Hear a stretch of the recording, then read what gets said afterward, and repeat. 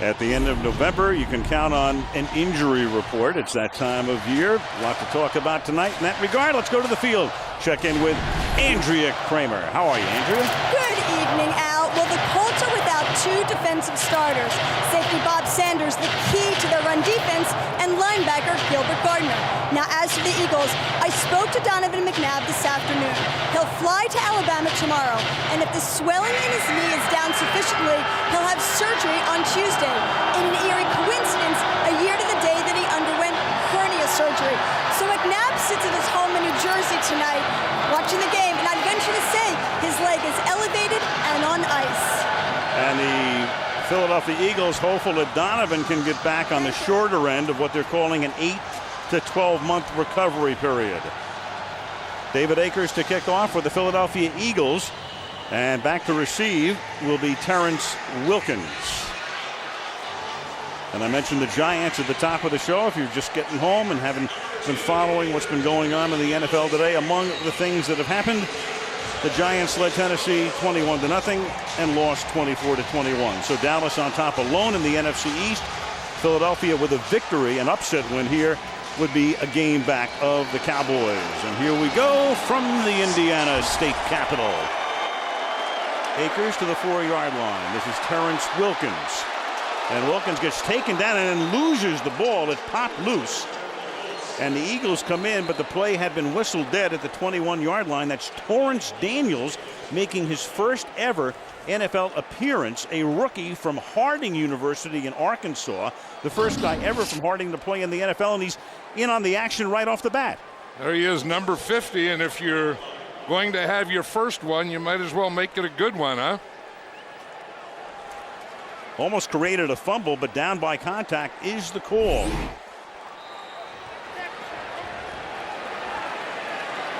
So an impressive NFL start for the only guy in history to play in the NFL from Harding, the school of the one-time Dodger pitcher Preacher Rowe about 1 million years ago. Off to the right side on first down goes Dominique Rhodes, who gets the start. We'll see a lot of Joseph Adai, the rookie from LSU. Peyton Manning, start number 139, as we mentioned. He started the first game in his rookie season and has never missed a start. You know, the interesting thing here, Al, the Philadelphia Eagles are starting in nickel defense, and they're playing first and second down in nickel because they know that they can't substitute because of the quick huddle, the quick no count. That's what the Colts take away from you. Second down and 7, and that pass is not caught. It was dropped. It's incomplete. Now out of the shotgun, 3rd and 7. Both running backs are in the game. Rhodes and Adai flanking Manning, who sends Wayne in motion. And Peyton looks that way and goes to Reggie Wayne from the U, meaning the University of Miami. And that's the first down at the 41-yard line. A 3rd and 7 conversion. Sean Considine and Jeremiah Trotter make the stop. Right, and you see Sheldon Brown was right there, and Peyton Manning can just put the ball where he wants to. I mean, you see how they have kind of a stack thing, and you got, the outside guy going up, Reggie Wayne going on the out, and watch where Peyton Manning put the ball. He put the ball on the outside shoulder where the defender couldn't get to it, and only his guy could get it. Gain of 17, ball at the 41-yard line. The fake to Rhodes.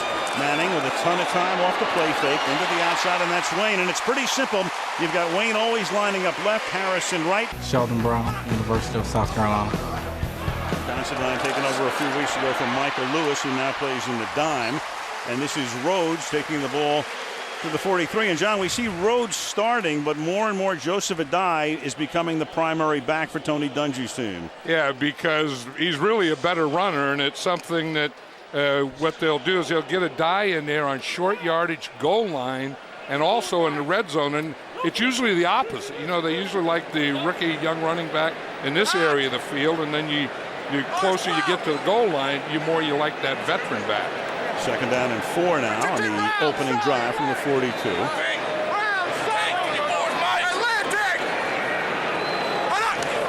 Eagles show blitz, and they run the stretch play out of the backfield to Rhodes, and Rhodes gets taken down, and he picks up a first down at the 38-yard line. Dawkins in on the tackle.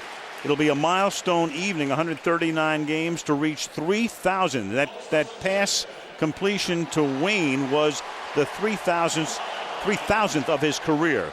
Fewest attempts to get there, and he's the youngest guy to get there. Here again, we look, the Eagles are in their nickel defense, and you see it's first down. Usually this is a third down defense, but because of the no huddle, you can't substitute your defense. So if you want to play nickel on third down, you have to get into it on first down. Manning in the pocket, found the comfort zone there, and that'll be a 13-yard gain on the pass to Dominique Rhodes out of the backfield. And Jim Johnson is one of the very best defensive coordinators. Well, he knows he's got his hands full along with his unit tonight. Matt McCoy in on the last tackle. And the thing about, Peyton Manning, when you play him, there's a couple things you always say. We have to get to him, we have to hit him, we have to put him on the ground, we have to keep him out of rhythm.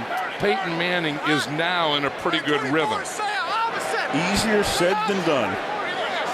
Right, that's the thing. I mean, you know the formula. Get to him, be physical on the outside receiver, but you don't always have the guys to do it. Dallas was able to pull it off last week. Now the rookie, Adai, will pick up 9 yards. He was their #1 draft choice, and the big offseason news here in Indianapolis was they let Edgerrin James go. He went to Arizona. Adai gets picked #1, and he might be an emerging star. And, I think the Colts realize that what the Eagles are doing, playing them with nickel, that means you have one more defensive back or smaller guy out there and one less linebacker. And the way to get him out of that is to run at him, and that's exactly what the Colts are starting to do now. 2nd down and 1. The ball is at the 16-yard line.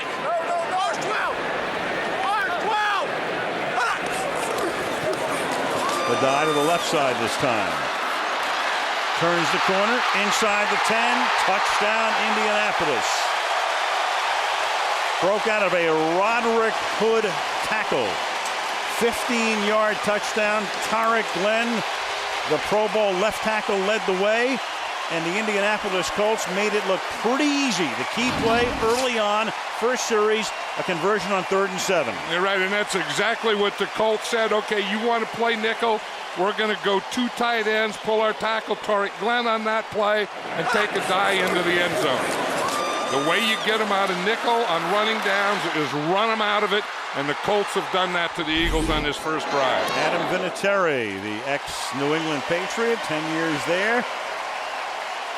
First year here, Adai, the LSU Tiger, takes it into the end zone. And 5 minutes into the game, Indianapolis up by 7-0. Oh, that's not where I would want to be. Kick taken at the 5-yard line. This is Reno Mahe to run the kickback for the Eagles, and right into a pile he goes.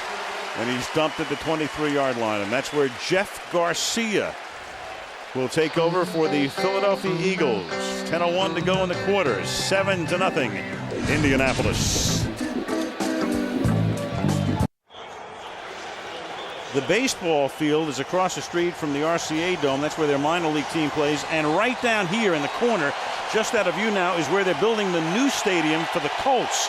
As you look at the RCA Dome, they'll play here this year, next year, and then right there under construction, bottom of the screen, beginning in 2008. Jeff Garcia now from the 23-yard line. He'll hand the ball off to Westbrook for a gain of 4. Now, Garcia started his career coming out of San Jose State in Canada. Did very well with the Calgary Stampeders. Bill Walsh saw him up there, liked him, recommended him to the 49ers, and then he goes to San Francisco for 5 years, goes to 3 Pro Bowls. Then to Cleveland for a year, that didn't work out. Then to Detroit for a year, that didn't work out. And then Andy Reid signs him in the offseason to back up McNabb and told him, I'm signing you for a time like this if it happens. And thus he's the starter, and on 2nd down and 6, the handoff goes to Brian Westbrook again on the inside give.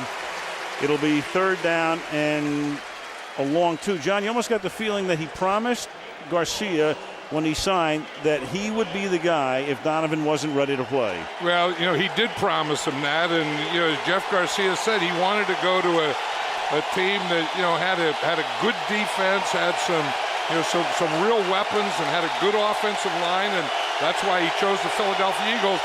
Although I don't think he really had a lot of other choices. He didn't. We saw A.J. Feely, and I mentioned the thing with Garcia because a lot of people in Philadelphia feel that Feely should be the guy. Meanwhile, you know that Westbrook is the guy. He'll get it done to the 40-yard line behind a John Runyon block. That big kid is 6'4" and 340. That's why he's the big kid. Garcia on first down under pressure, but here's Westbrook again. So Westbrook has touched the ball on all 4 plays last week, 22 rushes and 12 receptions, 34 touches. You know, last night we were talking to Andy Reid, and he said we want to start off the game working the draw game and the screen game, and those first few runs we saw were draws to the left, and then they come back with a screen to the right. And again, as you say, I mean, the guy that their big play guy is this guy, Brian Westbrook. If they're going to get big plays, they have to get the ball to him. Now Correll Buckhalter comes into the backfield, coming off 3 knee surgeries in the last 4 years. So the resilient one spells Westbrook, the fake there. And Garcia has a little bit of time, has to slide away, and then the pass is incomplete. Bob Sanders, he's out, had knee surgery earlier this year, did play against New England. They call him the eraser. He can erase a lot of bad plays. He's a difference maker. When Bob Sanders is in there, this Colt defense is one thing. When he isn't, they're another thing. They're a lot better with Bob Sanders. Garcia will take a timeout here.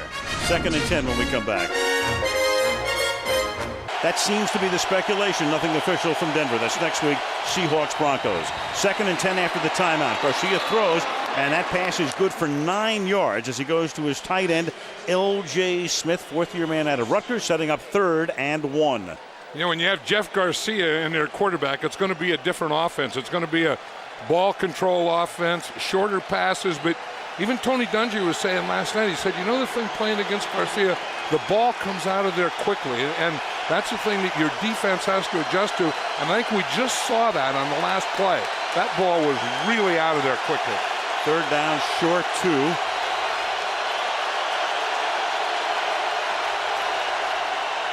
Toss back to Westbrook. He'll try to cut it back. Runs into his own man and appears to have enough for the first down. Great effort by Westbrook going outside, running into his own blocker, and then diving, and appears to have the first down. If he appears to have it, it's going to be by just an inch or so, isn't it? Yeah. This is the thing that Brian Westbrook can do, though. I mean, he can make something out of nothing. And there was nothing, and right here at the end is something if he gets that first down. He ran into Sean Andrews, who introduced himself as the big kid. Andrews was being engaged with Raheem Brock, and it will be, says Bill Carollo, a first down. Sean Andrews isn't as big a kid as he was a year ago. I mean, a year ago he was a giant kid, and in the offseason he really trained and lost weight and got a smaller pair of shoulder pads, and he doesn't look like the same guy. No, especially with those shoulder pads. What a difference that makes. Yeah, I think he got Dante Stallworth's shoulder pads. Stallworth, the wide receiver who's been nagged with hamstring pulls, but has been the big play guy for these guys, along with Reggie Brown. There's Stallworth. Split to the right, first down from the 39-yard line on Philly's first drive. Stallworth, the former New Orleans Saint, goes next to nowhere as he's taken down by the rookie from Howard University, Antoine Bethea. They picked up Stallworth. They've got Brown on the outside, Hank Baskett, the rookie out of New Mexico, and of course they love to throw the ball to Westbrook.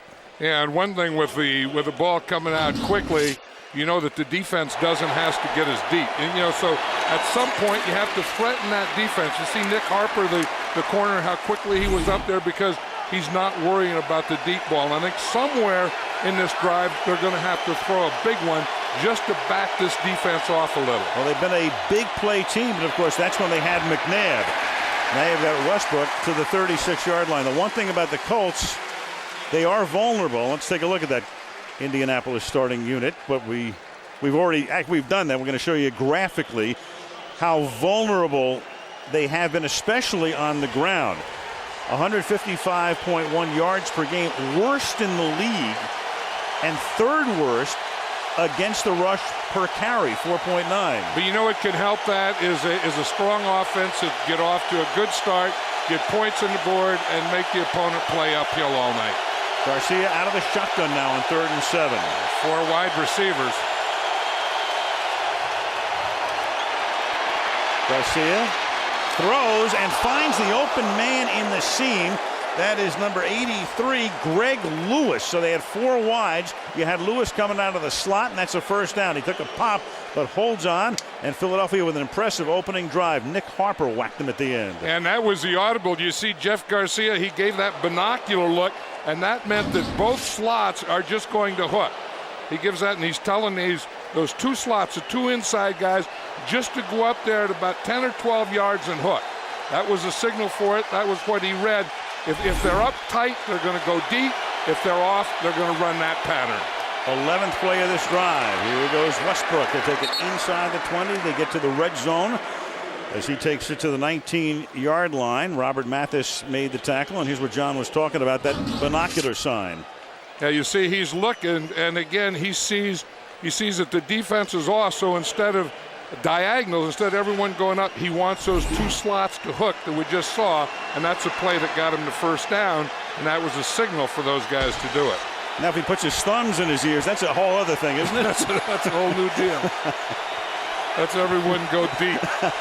2nd down and 6 at the 19-yard line. Garcia flushed out, checks off underneath Westbrook, and he's going to set up a 3rd down and 2 at the 15. Rocky Boyman, the ex-Tennessee Titan, taking the spot of the injured Gilbert Gardner, made the tackle.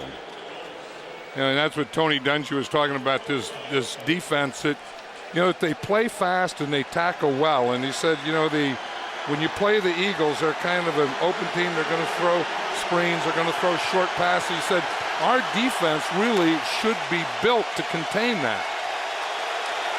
3rd down and 2. Westbrook has 6 rushes and 2 receptions. So he's handled the ball 8 times on the 12 plays. 3rd and a deuce. This is his 9th touch. And this time, Anthony McFarland, the former Tampa Bay Buck who played for Dungy when Tony was there and then came over earlier this season, stops him. Former Booger. He Yep. was Booger McFarland down in Tampa, and you're going to see him right here to the right of the center. Here he is right here, and again, he's a nose tackle, and the center goes to his left, and he just takes that gap. He just goes in that area that the center vacated. This will be a 36-yard attempt for one of the best in the league, David Akers. High snap, but the ball has gotten down, and the kick this time is no good. Dirk Johnson is the holder, and the snap was high. He got it down, and Andy Reid watches that drive go a-wasting. 7-0 Indy. Gorgeous night in Central Indiana. So far, so good for Colts fans. They lead 7-0. Take over after the missed field goal. And here's a Dye who scored the touchdown. Stopped after a gain of 1 by Trent Cole. The funny thing about Akers, he's terrific outside, but inside where you would figure he'd be better, he's not that hot. 10 out of 16 in his career indoors. Go figure. Well, I can figure that last one. It was a bad snap. I mean, the snap was high, and by the time the ball got down there, he didn't have a chance, I don't think. 2nd and 10, going deep, and it is one-handed and caught by Reggie Wayne along the sideline. Tremendous catch with Sheldon Brown covering on the play, and Indy wants to get up and run a play real quickly before Andy Reid has anybody upstairs tell him to challenge it. So the upstairs guys now looking at this. What are they going to see? Are they going to tell Reid to challenge? Manning ready to snap it, and they do get the challenge flag out. They get it out. They take a chance here on that being an incomplete pass. Bill Carollo is the referee, and one thing you should know about Carollo, and we had him last week, as it turned out in the game between Denver and San Diego, he almost never overturns a call. I think he dotted the I with that right foot. I think he had the left foot in. He had control of the ball. He didn't lose control of the ball when he went to the ground. And I think when he got that right toe down, that made both feet in bounds. Philadelphia is challenging the ruling on the field that it was a catch. We'll review the play. So Carollo will go under the hood. He hasn't overturned a call this season. 9 straight. What will happen here?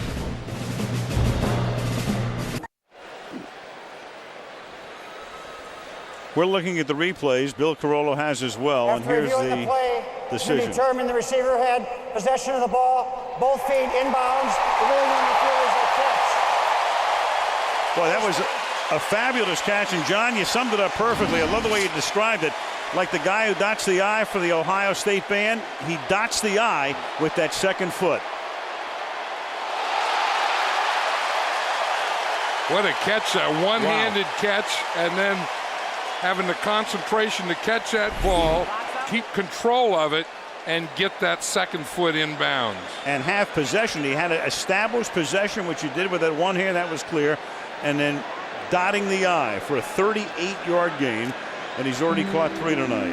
You know, the interesting thing, the Philadelphia Eagles on defense started off the first drive, you know, in nickel defense, 5 defensive backs. That didn't work because they ran them out of that. Then they come back in this, they're in base defense, you know, with 3 linebackers, 4 defensive backs, and the Colts are just going to pass them out of that. Now at the 36-yard line.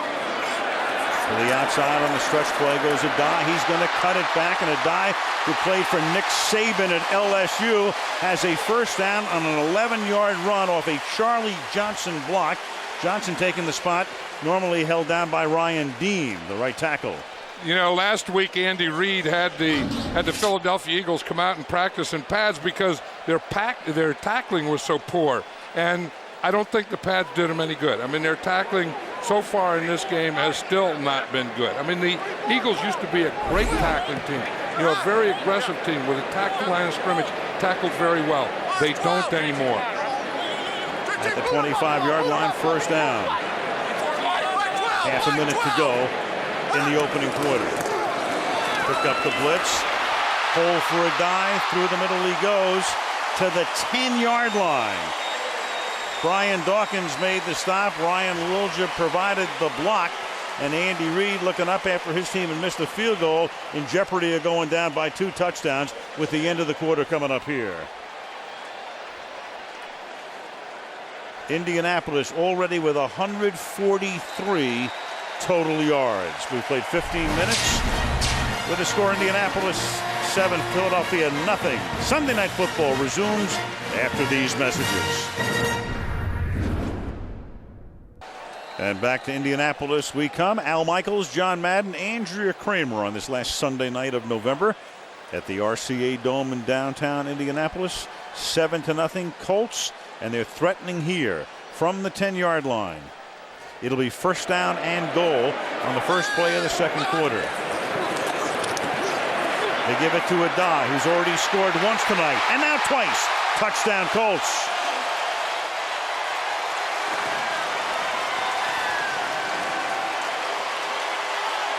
Well, everybody in this town was worried when Edgerrin James took a hike to Phoenix. They're not worried anymore. Nope, they want to double those outside receivers, and you know that they're going to run. Watch Tariq Glenn here, the big left tackle, pull, and he gets around in front of Adai and gets that block right there. And that's the one that sprung him. Of course, the way the Eagles are attacking and tackling, you don't need a lot of big blocks by Tariq Glenn. 6 carries, 60 yards, and 2 touchdowns for Adai. Adam Vinatieri for the point after. Hunter Smith to hold. And so after the missed field goal, back come the Colts. 74 yards, 5 plays, 14-0. Holiday season here in Indianapolis. 55,000 filling the RCA Dome. They're 9-1 Colts. Best record in the league right now, all by themselves, because of New England's loss earlier, or New England's defeat earlier of the Chicago Bears, who are now 9-2. So clearly the best record in the AFC, and trying to keep it that way as the kickoff is taken at the 5-yard line by Reno Mahe. And Mahe with a little burst for the Eagles, and this is what they needed. Across the 50 he goes into Colt territory to the 49-yard line. Tywan Hagler making the stop. Jeff Garcia started in Canada. Then he had those 4 really good seasons with the San Francisco 49ers. Went to 3 Pro Bowls. But since then, his final year at San Fran, then to Cleveland, Detroit, now Philadelphia, 9-19. And so there's been a big drop-off there. And the Eagles, the 4th team he's played with over the last 4 seasons. You know, and the way he started there at San Francisco in the 3 Pro Bowls, he thought he was going to be there forever. I mean, he thought it was going to be it. Went from Joe Montana to Steve Young, and then from Steve Young to Jeff Garcia. Then they fire Steve Mariucci. The whole thing unravels, and the rest is history. And that's a backward pass, and a pass attempt coming here by Hank Baskett, but it's picked off at the 20-yard line. Nick Harper with the interception, and he brings it back to the 40. So the Eagles called a trick play to try to get something to get him right back in it, and instead it turns out to be a disaster, and Manning will come back out onto the field at the 40-yard line. Yeah, and this is exactly what the Colts do to you. They, you know, you say that they don't have great defense, but what they do is they get ahead and then they make you press. They make you do desperate things like this. This is a very desperate play. I mean, it's one of those that, you know, it didn't work. The defense didn't buy it. I mean, they're up by 2 touchdowns. They drop back. Here's the one. Just take your loss right there. Run the ball, but you can't throw it up into this. Baskett, a rookie from New Mexico, and that is his first NFL pass. Maybe his last. From the 40-yard line. First down for the Colts. Off the fake. Manning then comes back to the guy he faked it to, Rhodes. And that time Dhani Jones takes care of him back of the line of scrimmage for a loss of 1. Yeah, they only really had 2 deep receivers, and it was, you know, the Reggie Wayne on one side, Marvin Harris on the other side. And what the Eagles did is they double them. I mean, that's what Jim Johnson said that he wanted to do most of the time, is double those 2 guys. And, you know, if they're going to beat us with the run, beat us with the short passing. And you can see they're doing the same thing on this down. 2nd and 11. They've yet to throw a ball Marvin Harrison's way tonight. That doesn't figure to last much longer. Williams caught 3 and Rhodes has caught 2. Manning sneaks a peek at the play clock. And on 2nd and 11, throws over the middle. And he goes to Ben Utek, who's the 2nd tight end. Of course, he hasn't thrown a pass to Harrison or Dallas Clark, who is their number 1 tight end and a great pass catcher as well. You know, this offense of the Colts, when they go no huddle, they really put a bind on the defense because the defense isn't used to it, but they also have to go no huddle. So what the Eagles are doing, they've given every player, and the defensive backs, the linebackers, the defensive line, all have a wristband that look like this. So they call in a corresponding number, and every player looks at his wristband to see what the defense is. The way Indy runs its offense, those guys better be speed readers. Paul Evelyn Wood. Here goes Adai, and he'll pick up a first down on a 3rd and 1. So Adai takes it to the 43-yard line of the Philadelphia Eagles, and the rookies carried 7 times for 68 yards, and Jim Johnson trying to figure out the answer here. Yeah, and that was the short yardage offense for the Colts. Brian Fletcher, the backup tight end, was in as a lead back, as a fullback. The Colts really don't carry a fullback. They use their tight ends if they need a fullback in short yardage and goal line. 2 tights, 2 wides here. Rhodes is the ace back from the 43-yard line. Dominique Rhodes, and that's a nice tackle as you've got Jeremiah Trotter, the Axeman, coming up to make the stop. Let's go to Andrea. Well, Colts right tackle Ryan Dean has a muscle problem in his back, and they took him to the locker room, and they're calling his return questionable. Now, Al, you pointed out before that Charlie Johnson is in for him. He is also their short yardage and goal line tight end, so we'll see if there's any kind of a domino effect for the offense if they get in those situations again. So far, so good, though. Johnson's made a couple of nice blocks along the way. 2nd down and 14 here. And more than 12 minutes left in the half against this 4-man Eagle front. See what they can do where they get you in a bind here is Dallas Clark is a tight end, but he can also be a slot. Ball so start, they give you 74 offense, 5-yard penalty, 2nd down. We talk about Charlie. Kibosh. You knew that was going to happen. Just put the kibosh on him. Anyway, I was saying that the Colts could go 2 tight ends, and they can keep Dallas Clark in as a tight end, or they can put him out like they are here as a slot. So they can give you multiple looks without having to make a substitution. Here's Dallas Clark right here in the slot now. Wayne outside him. You've got Harrison off to the right. The Eagles are back in nickel again. 2nd and 19. Draw. Rhodes. And Rhodes with a nifty move takes it inside the 40 of the Eagles down to the 39 to set up a manageable 3rd down. 3rd and about 6. You know, this is a bad combination for the Eagles, being in a nickel defense where you have the 5 defensive backs, 1 less linebacker, and then having them run at you and you being a poor tackling team. This is not a good combination right now for the Philadelphia Eagles. And this is what the Colts are doing. If they play nickel, they're going to run at you. If you play regular, they're going to throw it. Or they'll do both anytime. 3rd and 6. Adai and Rhodes are both in the game, flanking Manning out of the shotgun. And Peyton will swing it to the outside. Adai makes the catch inside the 30. And the rookie is out of bounds at the 23-yard line. What a first half of this guy. 68 yards on 7 carries. And that's his first catch there for 16 yards. Yeah, but what a first half for Peyton Manning. You know, the thing we talked about is rhythm, get him out of rhythm. You have to hit him. You have to get him on the ground. But the Eagle defense really hasn't done anything. I don't know that they've come close to Peyton Manning yet. They only had 10 guys in there in that last play until they just brought a guy in. If this were on a natural surface, he would not have a grass stain right now. Adai behind Johnson gets around the corner, and then McCoy from behind begins to knock him down and get some help, but not until Joseph Adai picks up 6 yards. You know, and again, we talk about, you know, can the Colts do it? Can they go to a Super Bowl with this type of team? And this is a reason that I say they can, because, you know, they get ahead, and this helps their defense. I mean, these drives, they can run it, they can throw it outside, short, deep, do all those things, and keep their defense off the field and fresh. 2nd and 4. Jeremiah Trotter is over on the Eagle bench. We're checking him out. So the middle linebacker not in here on this play as Adai takes it for a gain of 2. And that will make it 3rd down and 2.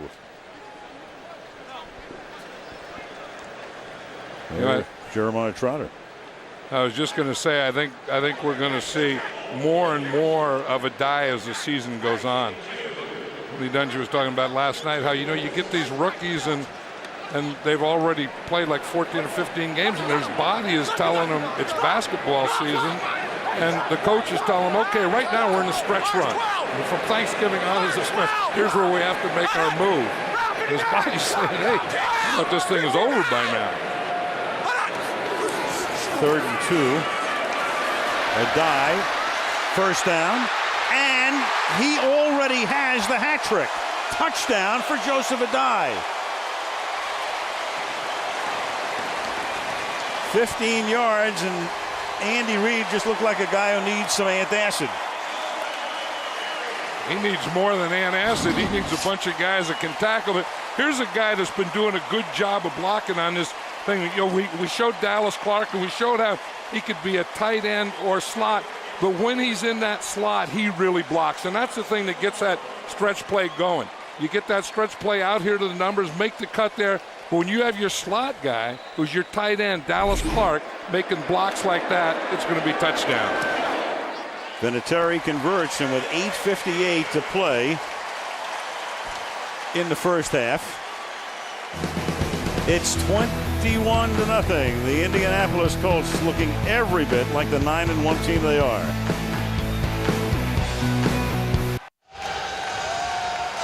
One of the job descriptions of being a football broadcaster is that you have to do whatever you can to hold an audience.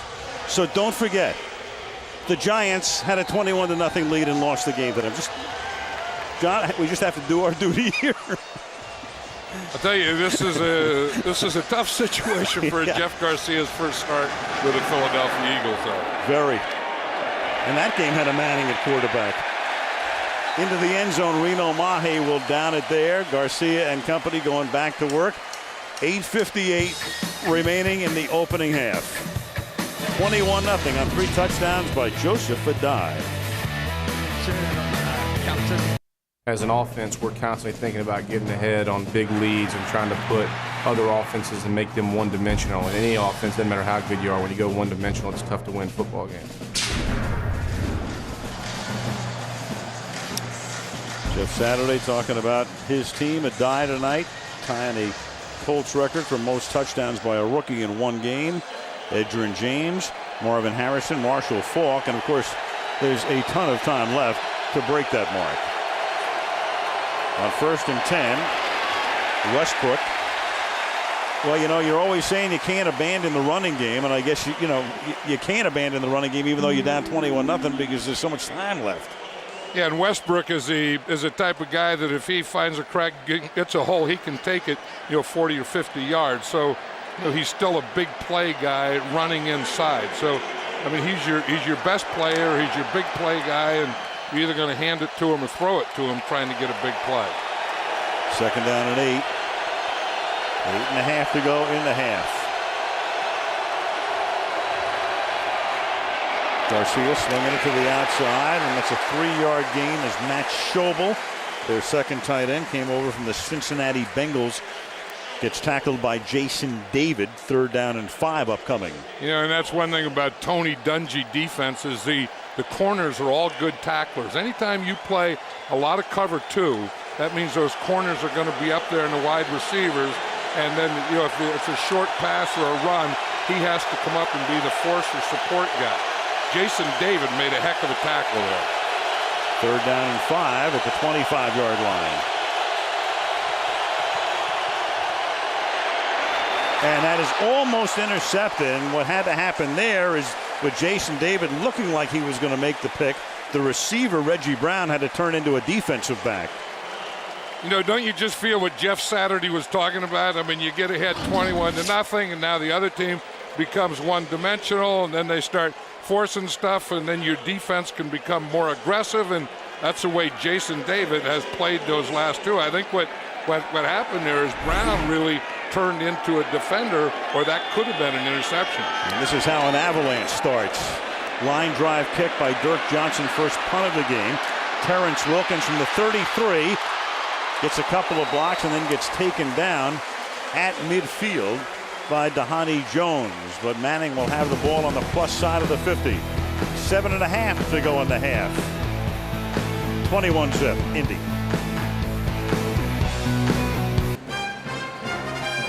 RCA Dome, Indianapolis. Colts at the 48-yard line of Philadelphia, leading 21-0. Manning is 7 out of 8 tonight for 104 yards. And on the ground, Indy has rushed for 114. Rhodes tackled at the line of scrimmage. And they've done it all without even thinking about throwing to Marvin Harrison to this point. But that's coming at some point.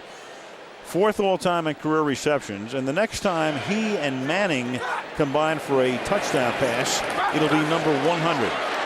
Peyton flushed out. And he'll just throw that one away into the Philadelphia bench.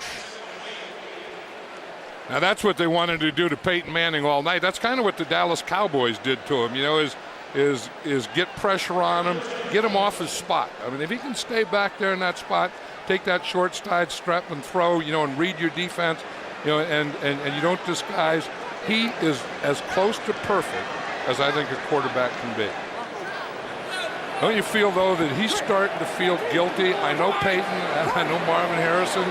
Peyton Manning is starting to feel guilty about not yet getting the ball to Marvin Harrison. I would think Harrison will definitely get it within the next couple of minutes. If they take the doubles off. Timeout taken by Manning here. 7 minutes to the half. 3rd and 10 when we come back to Indianapolis.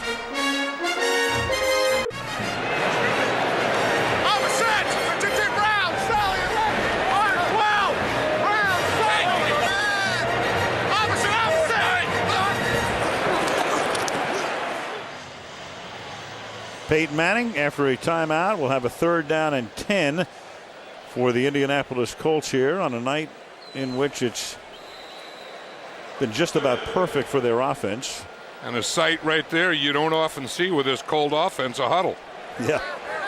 15 touchdowns, 2 picks. on third down. He has both his running backs in here on this down. He's out of the shotgun. You got Wayne left. You got Harrison in the slot to the right. And Clark in motion now. So he becomes the slot man. Harrison running down the right sideline. The pass is thrown underneath, and that is incomplete. Stop the presses. Incomplete pass. Reggie Wayne, the intended receiver. Thomas covering on the play, and Tony Dungy will have to send in Hunter Smith to punt. You know, and it all started with the pressure that they put on Peyton Manning. Remember that one where they flushed him out of the pocket and then scrambled, you know, and he had to get out there. Then that kind of threw him out of rhythm, at least on this possession. Hunter Smith to send it skyward. Reno Mahe to run it back for the Eagles. He sets up at the 10-yard line. Puts the nose of the ball down so it will spin end over end and caught at the 11-yard line by Reno Mahe. Tony Dungy now in his 5th season here with the Indianapolis Colts after 6 seasons at Tampa. First 75 games with one team. Don Shula would hold the mark, 61 wins. George Seifert with the 49ers had 60. The legendary Paul Brown, 59. And Tony Dungy right now with 57 wins in his first 74 games. 58 would come tonight. So he's on a pretty illustrious list. Yeah, and, you know, and the great thing about it is, you know, he does it his way. I mean, Tony is, you know, he doesn't get up, he doesn't get down. He's always on an even keel, and his team seem to play that way. He is the implacable one as Reggie Brown makes the catch. He's Andy Reid's implacable, but I was thinking like on an animation meter, you would have Mike Ditka maybe at the top. Now you'd be pretty close to the top of the animation meter, and then Tony. And then at the other end of the meter, you'd have somebody like Tony Dungy. Just goes about his business. Well, you know, and there's no one way to do it. You know, I mean, everyone couldn't be Vince Lombardi, and for every Vince Lombardi, there was a Tom Landry. I mean, you know, for every guy that is a Mike Ditka, there was a Paul Brown, and you know, they just have to do it their way and within the frame of their own personality. Westbrook carrying here. I think about, Dungy, one of the things I think he took a little bit of Chuck Noll with him because he worked with Chuck's staff when he started in coaching with the Pittsburgh Steelers. But it doesn't necessarily mean, you're not always a chip off the old block. For instance, Herm Edwards, who's very animated, worked for Tony. Right, because you have to be yourself. I mean, you can pick what someone does coaching-wise, scheme-wise, system-wise, but you can't take their personality. From the 24-yard line, and whistle before the snap. You know, you always think that, size will, beat speed and stuff. Ball it's starts, not here tonight. 84, offense, 5-yard penalty, first down. Now you think of this Eagle offensive line, and they're big and strong, and they're going against a small, fast defense, and the small, fast defense is winning. And again, I think they're winning, that thing about playing uphill that we talked about, the offense putting 21 up there. And that is the biggest friend of this Colt defense that there is. First and 15 after the call against Hank Baskett. Garcia comes back the other way. This is Buckhalter. Gets ridden down after a gain of 6. At the 26, we go to Andrea. Well, you're talking about Tony Dungy's personality, and he's really very basic. In the Colts meeting room, he has what he calls his objective sheet, the things that the Colts must do each week to win. 2 on offense, 2 on defense, and 4 on special teams. The special teams have to do with making kicks, winning the field position battle, and no penalties. So when the players come in the day after the game, in the column next to each objective is written yes or no. Now, last week when they lost, they had only 2 yeses. But I think, guys, this week they could have a lot of yeses in that column. So far, almost perfect. 2nd and 8. And that pass is caught by the tight end, L.J. Smith. He'll get a first down up at the 35 with 4:40 to go in the half. Right, and the biggest no had to be turnovers. And, if you say, how do you beat the Colts, that's probably it. I mean, last week they go play the Dallas Cowboys. They have 4 turnovers. And, so this week with the Colts, it was all about ball protection, protecting the ball, ball security. all those kinds of words were being used in the Colt camp.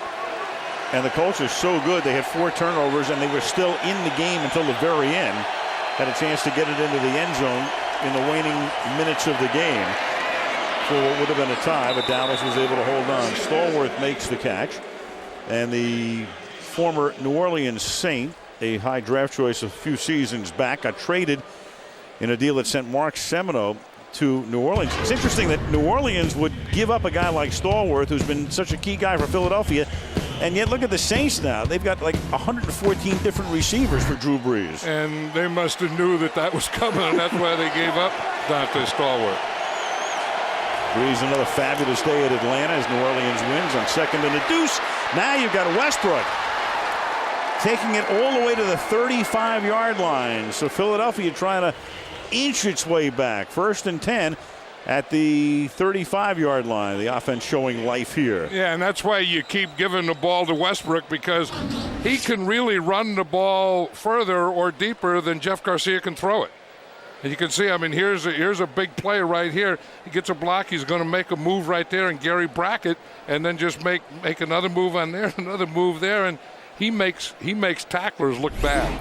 21-yard gain. You got Antoine Bethea coming off the field, the rookie from Howard University, who starts as a rookie because Mike Doss was on injured reserve. He's gone for the year. This kid's done a pretty good job. You've got Bob Sanders also out. So if there's a little vulnerability, it might be deep for their Sanders in the secondary. Right, and Marlon Jackson, the other safety, is really a corner. Antoine Bethea has been playing well. I mean, I've been watching the Colts. We had him in preseason, and we had him earlier in the season, and every game I see him, he plays better. Shovel pass. You've got Dexter Reed in replacing the injured Bethea, and the shovel pass working for a gain to the 19-yard line of 17 yards. This is what you want to do on that shovel pass. You want to invite that end up, invite both these defensive ends up the field right to the quarterback, and then just throw it underneath them. I don't know. That was very, very close to a roughing the passer, wasn't it? Mm-hmm. No call. Josh Thomas making the tackle. The ball is at the 19-yard line.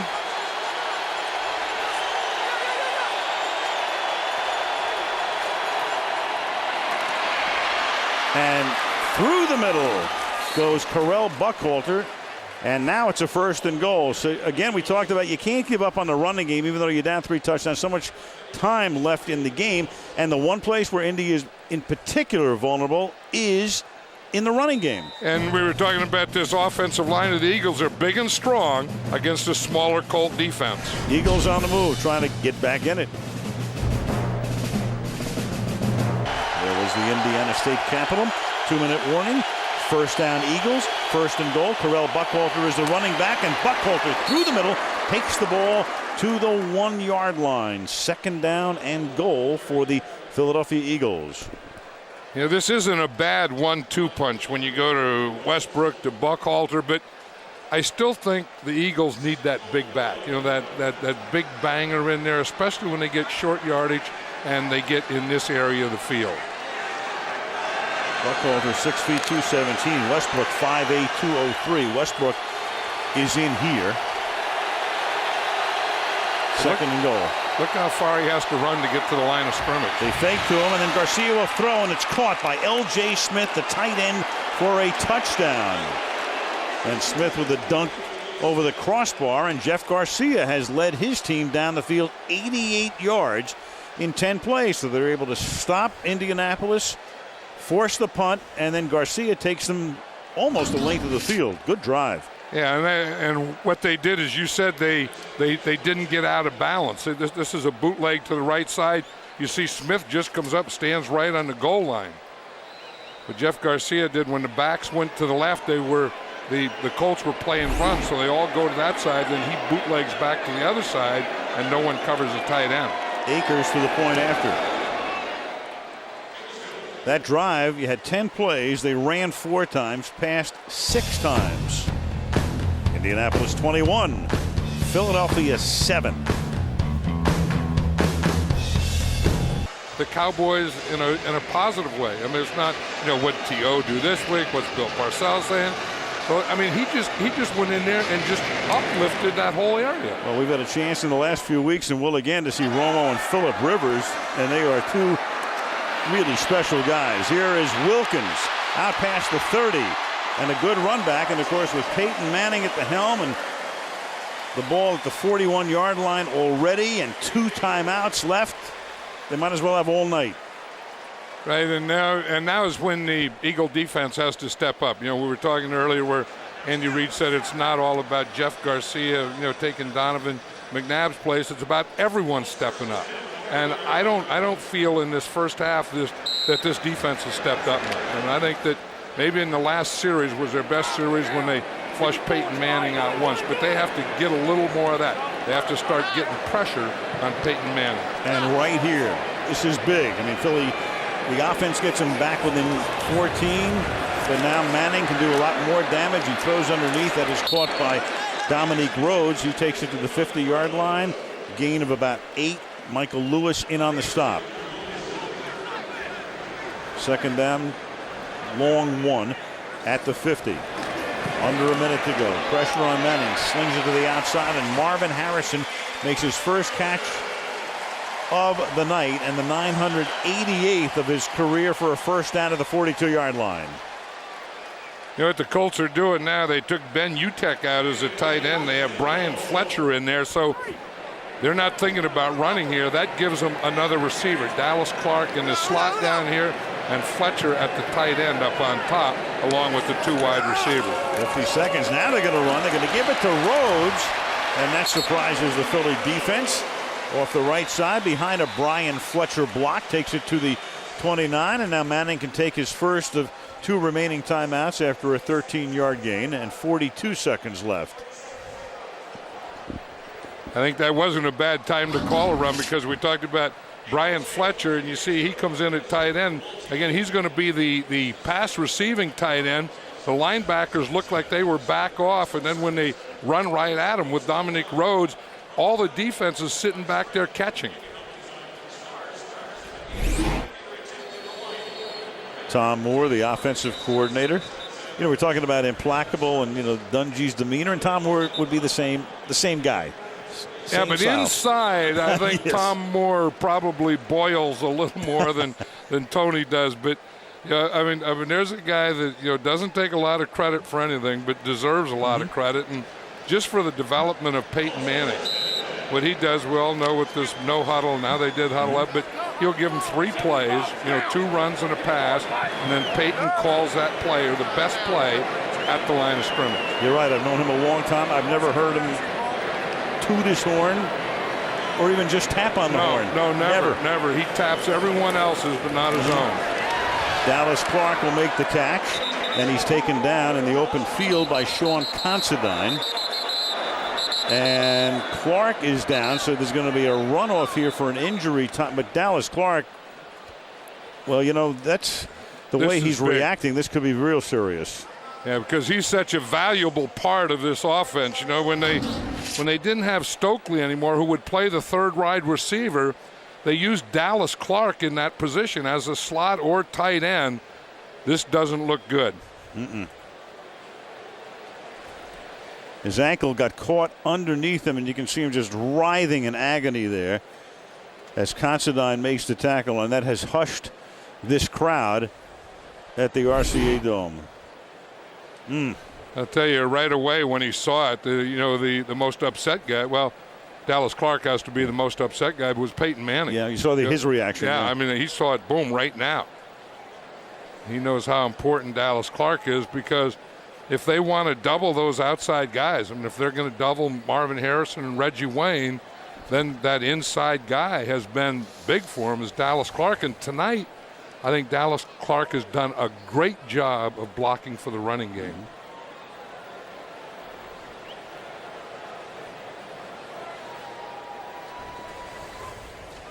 And let's check in with Andrea. Well, as you know, as we see this injury to Dallas Clark, in terms of their receiving core, they've been depleted because their 3rd receiver Brandon Stokely has been out with a knee injury. Well, Bill Polian, the Colts president, told me that they have agreed in principle to a contract with the veteran wide receiver Ricky Prohl, who spent the last 3 years with Carolina. It is not signed yet. Now, interestingly, Polian said that signing it is dependent on what happens injury-wise in this game if they have to make another roster move. And so it could be interesting with what happens here with Clark, and we will certainly update you on Clark's status as soon as we get more information. I'll tell you, that's a great. I just kept looking into the tunnel for the cart to come out, and who would have thought that Clark would walk off with a little bit of a limp? Right, and how about the reaction of the crowd? Yeah. I mean, all these fans were just watching right there at Dallas Clark, and when he stood up, listen to this ovation, they all stood up with him. That was like a scene from Jerry Maguire. Well, I think they realize, I mean, we talk about Peyton Manning in the offense and Marvin Harrison and Reggie Wayne, but Dallas Clark is a very, very big part of it. So now it'll be 2nd down and 6. And now what they do is they put Aaron Moorhead in as a 3rd wide receiver. So where Dallas Clark was a 2nd tight end playing the slot, Moorhead will now be the 3rd wide receiver. And when you have an injury in the last 2 minutes, that erases a timeout if you had one, and they did, so they have none now. Otherwise, it would have been a runoff on the clock. So they have no timeouts. It's 2nd down and 6. They give the ball to Rhodes, and he gets taken down to the 23-yard line. So now Manning, without that timeout, looks over to the bench. He's still the coolest guy in the room. But they better do something here. Well, the coolest guy in the room can't stay too cool in the room too much longer. Wow, because, I mean, if nothing else, they won't even have time for a field goal. But maybe that's all he was thinking about. Instead of, that's an interesting situation there. I mean, Manning, of all guys, and maybe it has something to do with Clark being out of the lineup, he had a lot of time to at least, go for it, do something, pick up a 1st down even without a timeout.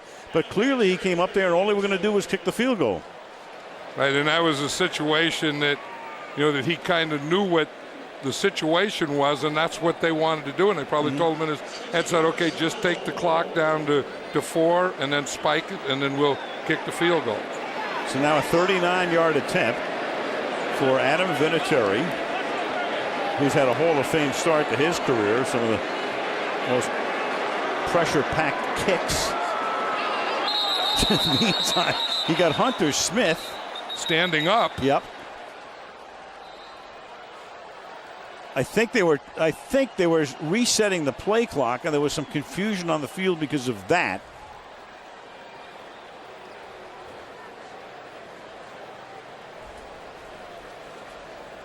So Bill Carollo gets together, sort it out with the crew, because Hunter Smith kept looking up at the play clock. The play clock should have gone back to 40 after the spike.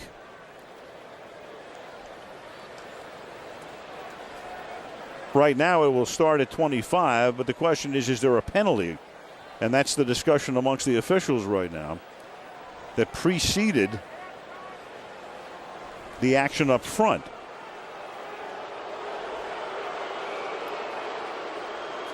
And you've got a penalty. So that's what the discussion was about.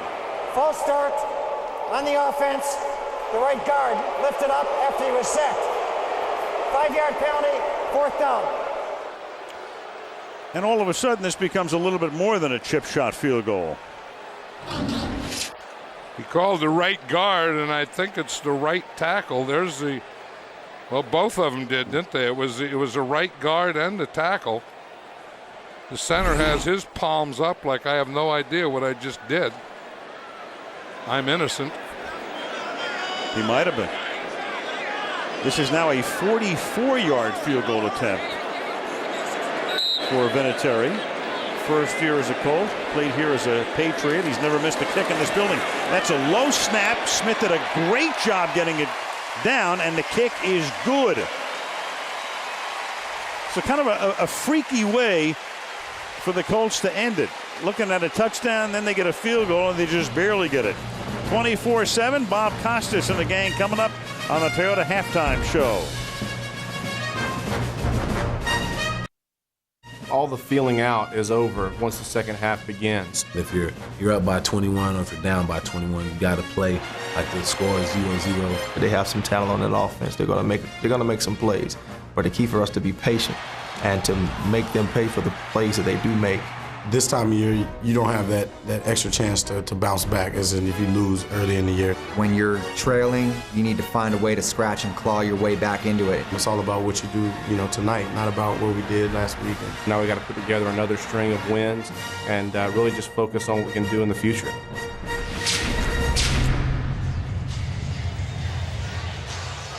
As Jeff Garcia just said, they're going to try to scratch and claw their way back into it. Al Michaels with John Madden, Andrea Kramer, RCA Dome, Indianapolis on this late November Sunday night, 24-7. And Philadelphia will get the ball, John, as we start the third quarter. I think they can scratch and claw, as Jeff was saying, because they proved that on that last drive. Earlier they had a drive and missed a field goal, but I think they have the ability to do that. Reno Mahe this time will run into a wall up at the 20-yard line by the name of Darrell Reed, and we'll go to Andrea. Well, the Colts are typically very tight-lipped about injuries, but I talked to Tony Dungy coming out of the locker room. He said that Antoine Bethea, Ryan Deem, and maybe most significantly, tight end Dallas Clark are all out for the rest of the game. Clark has a leg injury. Now, what they have to do is to continue to swarm Brian Westbrook. Tony feels that he is the person that ignites their offense. He is the one they have to control the most. He said, we haven't played a complete game this year. We hope to do that. I said, are you concerned about a letdown? And he said, no. But then he gave me a kind of nervous smile. It's interesting. He mentioned to us last night they haven't played a complete game all year.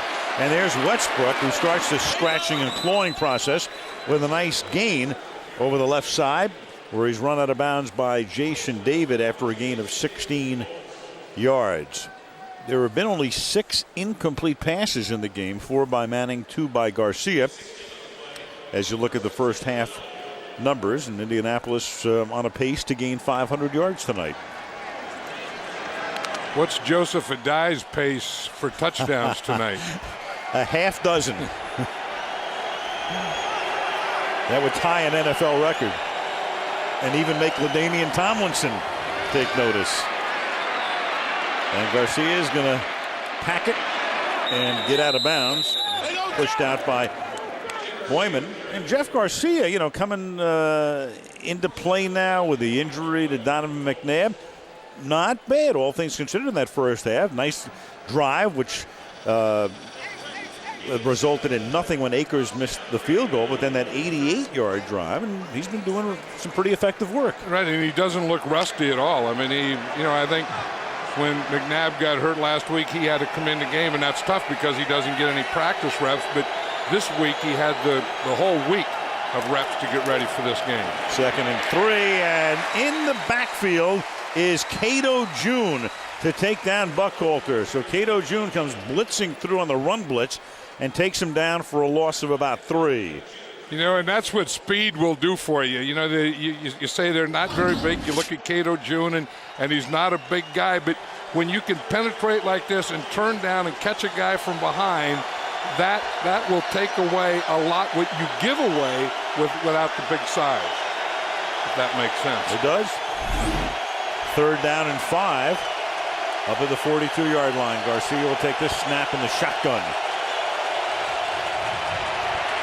Under pressure, dumps it off underneath, and Westbrook cannot find the room to convert. So they're stopped at the 45-yard line, 4th down and 2.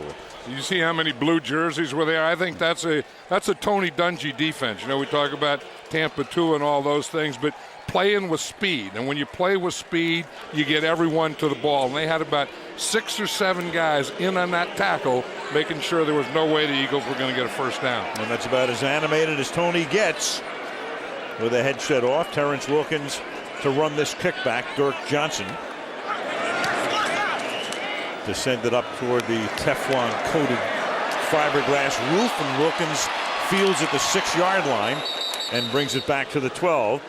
Tackled there by Mike Bartram. Peyton Manning limbering up for his first action of the second half. Indy by 17.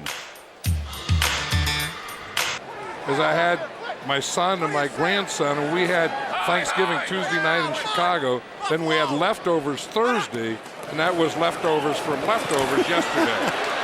This is Joseph Adai, who has picked over the Philadelphia defense tonight like a turkey bone, picking up 6, 2nd down and 4. You know, we heard all the talk about the rookie Lawrence Maroney this year, and maybe not as much about Joseph Adai, but he looks like he's a real deal, doesn't he? I mean, he looks like he is going to be a big runner over the years for this Colt team. 2nd and 4. Give it to Adai again. And he is the real deal. Up to the 31-yard line goes the rookie. He's now gone over 100 yards, 111 on a 13-yard gain. Second player in the history of the league with 3 first-half TD runs of 10 or more yards. And Eric Dickerson did it with the 88 Colts. That's good company. That's great company. Or man ED. 1st and 10 to the 31.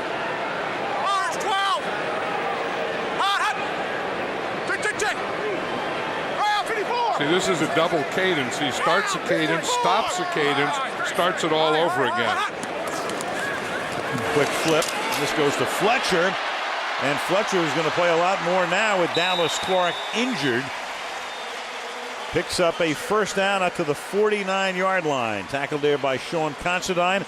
And that's good for 18 yards. Right, and Fletcher is playing the position of Dallas Clark because Ben Utek is still the tight end. And you see Fletcher right here, 81. He's the slot guy where Dallas Clark would play. You see what he does? He starts his cadence again, then stops his cadence because he sees the defense leave their disguise. Then he goes to another audible with another cadence.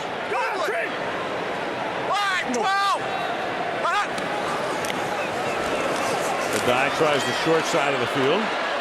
And he takes McCoy for a little bit of a ride, turning about a 3-yard gain into more like a 5-yard gain.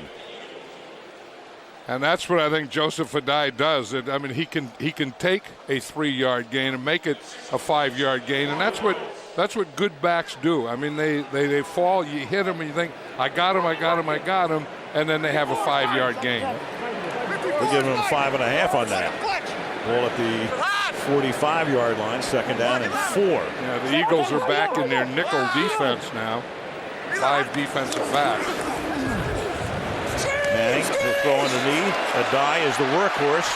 Adai is inside the 30. And Adai takes the ball to the 25-yard line where he's tackled by Sheldon Brown. That's good for 21. I was just saying, Peyton Manning just mixes things up. If you're going to take away his outside guys and you're going to see those 2 safeties, how deep they are, if you want to play him back there and say, okay, we can't run deep, then you don't have much to go. I mean, you only have 2 linebackers in there. You have 5 defensive backs. Your 2 safeties are we'll just take the stuff in front. And we'll just hit screen passes all night. And short passes. Here's another check. He's surgical. From the 24. Adai to the 19-yard line. Tackled there by McCoy, and that's 122 yards on the ground for Adai tonight, and 37 more through the air. Yeah, we were talking about the Eagle defense, and you see here was their nickel package where they had the 5 defensive backs in there, and what the Colts said, well, if you're going to do that, if you're going to play a corner as a strong side linebacker, and Sheldon Brown playing there like that, we're just going to run the ball right at you. And that's exactly what they did. I mean, Dallas Clark, as I said, in his first half, made some great blocks, but the Colts just really ran against the Eagle nickel and kind of ran them out of it.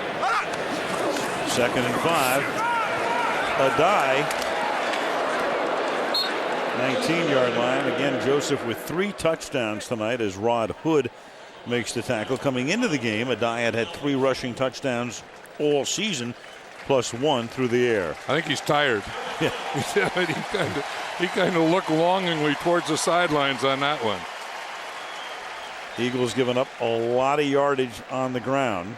209 to both Jacksonville and Tennessee. They beat Washington, giving up 146. And tonight, 164 make it 162, 162 rushing yards for Indy and 164 passing, almost perfect balance. They have Fletcher out there now and Harrison inside.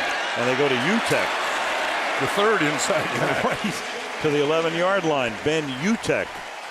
And that will move the chains. What they did, they took Brian Fletcher, their other tight end, and split him way out, and then they put Harrison in the slot, and then UTEP was a tight end. So this is what they call 3-by-1. You see two there. The third guy in was Ben UTEP.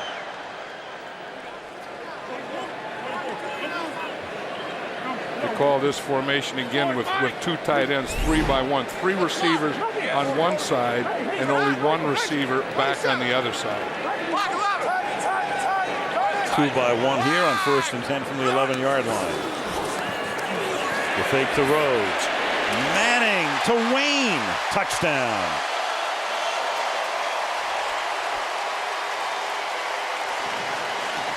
Reggie Wayne, and we've talked about him in the past. If he doesn't play on a team with Marvin Harrison, he's the #1 receiver for more than half the teams in the league. Yeah, but just the way that he gets everything working together, he's going to come in there and he's going to take that safety Considine and he thinks he's going to block him, and then he just runs right by him. And when Peyton Manning sees that, he's going to feast. But the way these guys, these Colt receivers catch the ball, they always have everything in unison, and the feet, the hands, everything working together. 35 career touchdown receptions by Wayne from Manning. Vinatieri the point after. 31-7 Colts. Monument here in Indianapolis. I tried to walk down the other night when they were lighting that. There was like 100,000 people. I got caught in people gridlock. They've done a great job. A lot of people they come to downtown instead of a lot of towns where they go out of downtown. Reno Mahi to run it back, and now you've got a scrum. And Philadelphia will retain possession with 6.5 minutes remaining in the third quarter. The RCA Dome. Indy trying to go to 10-1, up by 24. Rocking around the Christmas tree at Looking down into downtown Indianapolis. Meanwhile, Philadelphia goes home. They'll meet Carolina next Monday night. And then look at that. At Washington, at the Giants, at Dallas. About as rough as it gets when the schedule came out. First time since the merger. The team plays 3 consecutive division road games. I say as rough as it gets, even though, Washington hasn't played well. The Giants appear to be a little bit of a mess right now. You know about Dallas, but to ask your team to, in December, go on the road and play 3 division games back-to-back is really rough. But it's not a very long road. I mean, one of those games was in Washington, and that's about 2 hours away, and the other was in New York, about 2 hours away. So if there's any salvation to it, it's not much of a trip. And the other thing, the way they're playing now, especially on defense, I don't think it makes any difference where they play or who they play when. I agree with you, John. You go back to 2002 and everybody said, well, McNabb got hurt and A.J. Feely came in and they were 4-1. Yeah, mainly because of their defense. 2nd and 5. Westbrook. And that'll move the chains up to the 41-yard line. And, of course, the talk will start in Philadelphia. What are you going to do in the future? The last game you read, McNabb will come back. He'll miss mini camp and maybe part of training camp. And, what are you going to do with A.J. Feely? And Garcia's 36 years old. And Wandy's not thinking about that as he's pacing the sidelines right here. But that's down the line. But I think they have to think of another quarterback. And I don't mean Garcia and I don't mean Feely either. I think, they have Donovan McNabb. He's going to be back and he's still a very, very good quarterback. But now is the time to get the next quarterback after McNabb. Draw play, Westbrook. No gain. Last week, McNabb got hurt, and it was such an innocuous-looking play. You go back to 2002, he had the fractured ankle, but he did come back. They were 5-1 without him. Sports hernia ended his season last year at the end of November. Then the torn knee ligament last week, the ACL, and Andrea reporting that if the swelling goes down, he may have surgery in Alabama as early as Tuesday. But it was one of those plays where you saw it and you went, no big deal. And the next thing you know, the cart's out on the field. On 2nd and 10, catch was made here by L.J. Smith. I will say this, though. He wouldn't help with this team tonight unless he played defense. Yeah, all of a sudden, I mean, the Eagles, you know, John, it's funny how things work. They got off to a good start this year. Remember, they had that one excruciating loss to the Giants. But then they were 4-1, and then they were beaten by a 62-yard field goal by Matt Bryant. And that's when this recent slide really started. And the most disappointing thing about this Eagle team to me is how poorly their defense is playing. 3rd down and 7, and that's caught. They'll move the chains here, and that's Greg Lewis. So the question I have, John, is, you know, for years they've been so good defensively. They've had some injuries, but Jim Johnson is still there. The system's always been really good. So what's the nub of the problem defensively right now? Well, they don't have any pass rush. I mean, that's the thing. I mean, they go to nickel. I think the linebackers and secondary catch too much. I don't think they're, you know, attacking the line of scrimmage. And obviously, they haven't attacked Peyton Manning at all tonight. And one big reason for that is the loss of Javon Curse the second week of the season. And their tackling's lousy. Yep. Indy's tackling not particularly good there either, as Westbrook goes through the middle to the 26-yard line with a little more than 3 minutes to play in the 3rd. Westbrooks is a player. I mean, he's something that, you know, I mean, he can run it, you know, as I was saying earlier, he can run it inside, he can run it outside. He gets a good block by his guard and his center there. And Brian Westbrook is a guy that has the whole game. And, you know, and then you can split him out. You can play him in a slot. You can play him as a wide receiver. And, I mean, he is definitely the best player in this Eagle team. Now Carell Buckhalter comes in. He takes it to the 25. Westbrook needs only one more rushing yard to reach 100. And when he does that, as he comes back into the game, he will be the first Eagle in 25 years to rush for 100 yards in each of 3 consecutive games, the last being Wilbert Montgomery. And they always say the Eagles need a running game, and they, you know, their pass rush is about 60 pass, 40% rush, and you know, I mean, that's Andy Reid, and that's his offense, and that's what they are and who they are. But I still think that they need a big banger back. Split backs here on 2nd and 8. Garcia flushed out, looking, throwing, and he's lucky that one wasn't intercepted. Rocky Boyman had an early Christmas gift and couldn't hang on. I think he was going to Brian Westbrook there, and he fell down. That's one of those that you see a receiver and you got that ball, and the ball, watch it here, the ball is coming out, and the receiver that you throw it to goes down. That could have been making a tackler out of you.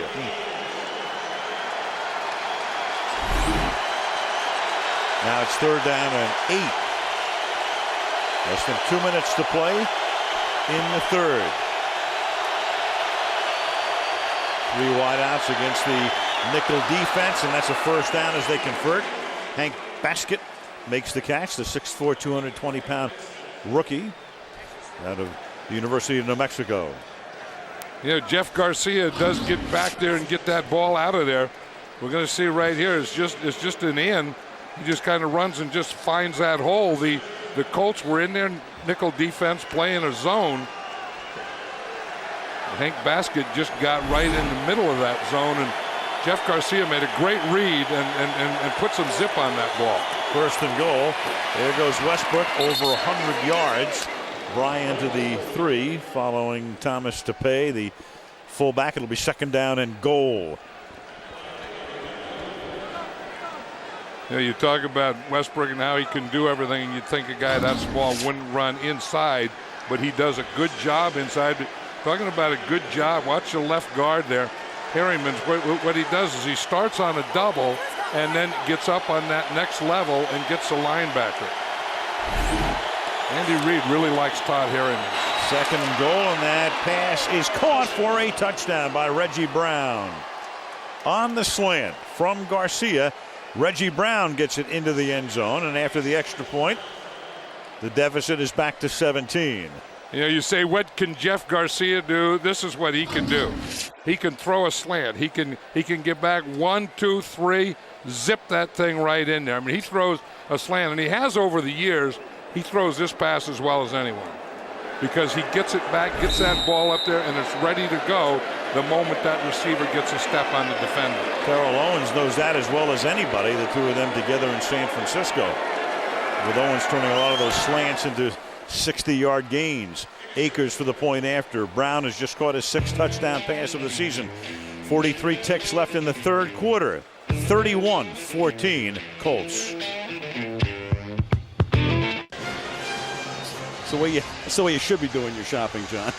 In about 4 minutes. Yeah, boom, boom, boom, boom, boom. All done. In and out. That's it. Kickoff fielded a yard into the end zone by Terrence Wilkins. To the 28-yard line. Whoa, I gotta call Keith Jackson to find out what kind of a moon that is. Quasi-crescent, perhaps. Winds down. Reggie Brown has just scored for Philadelphia. 17-point Indy lead as they start to stride from the 28-yard line. There's that double cadence.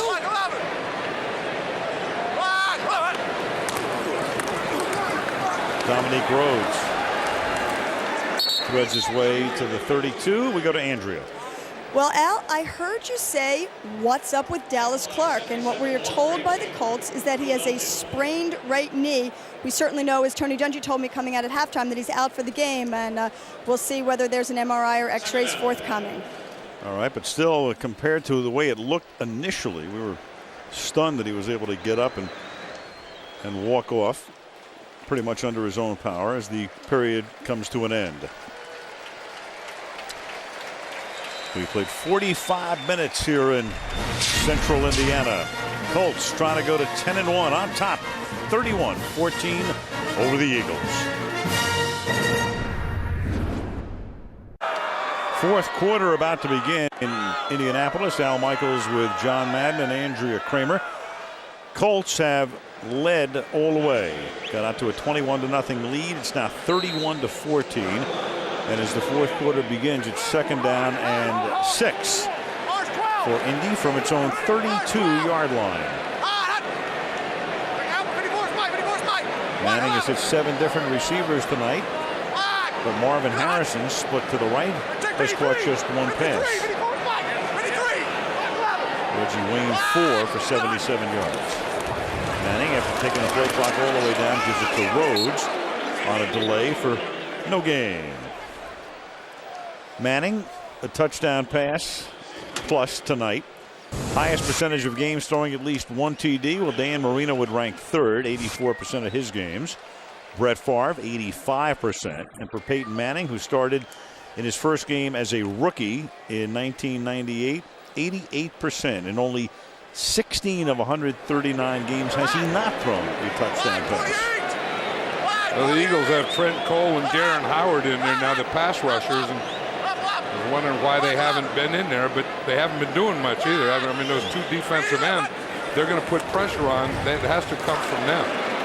And on 3rd and 6, that pass is thrown at the feet of Adai, and in comes Hunter Smith. And that time, I think it was Trent Cole did get a little pressure on him, and that's what they've been missing all night. I mean, Peyton Manning has just been standing back there, having his way, throwing short, throwing deep, throwing anywhere. And they haven't gotten any pass rush on him. And they haven't knocked him down.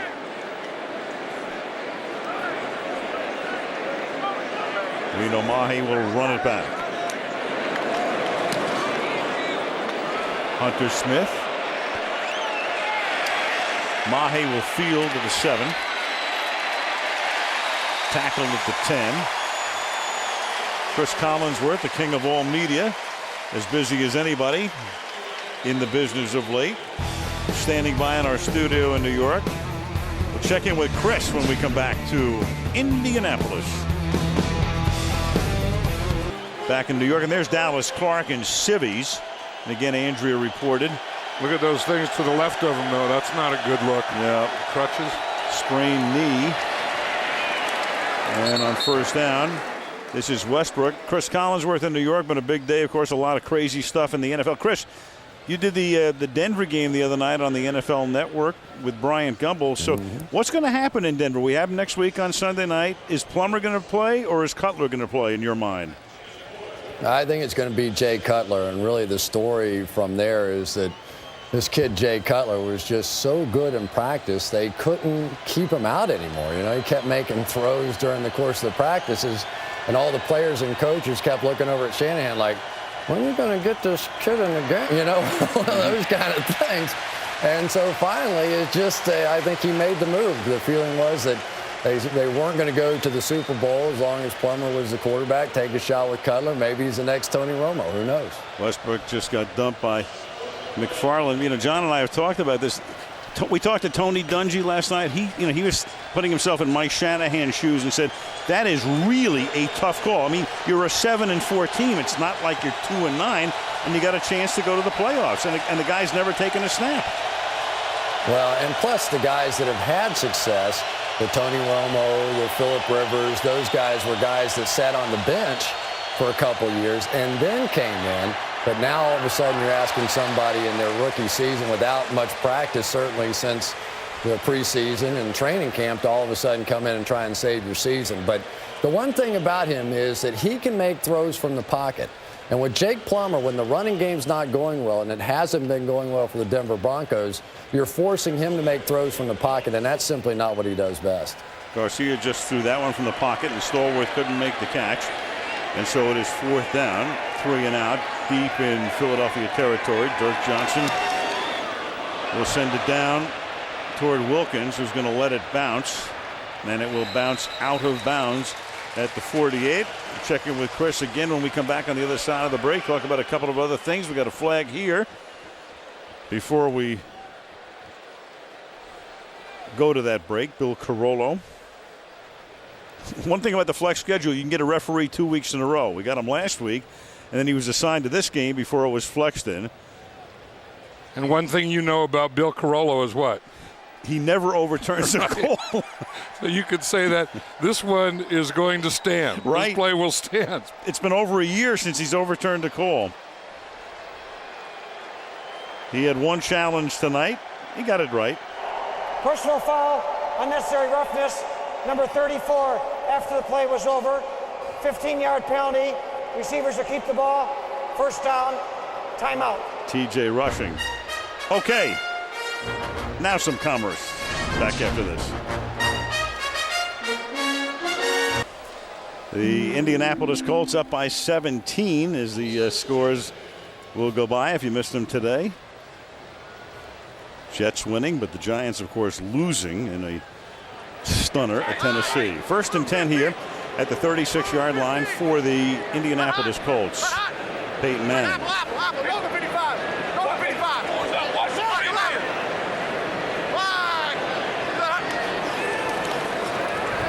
Play fake. Throws it over the middle.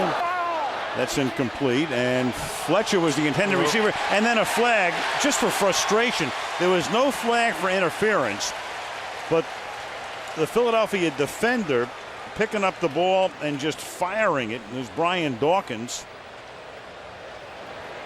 And I think that's the old delay a game thing. Yep. Prior to the pass, illegal contact, 51, defense. 5-yard penalty, automatic first down. I beg your pardon. That flag came out very late. Matt McCoy. I thought they were going to flag Dawkins for spiking it, but they didn't.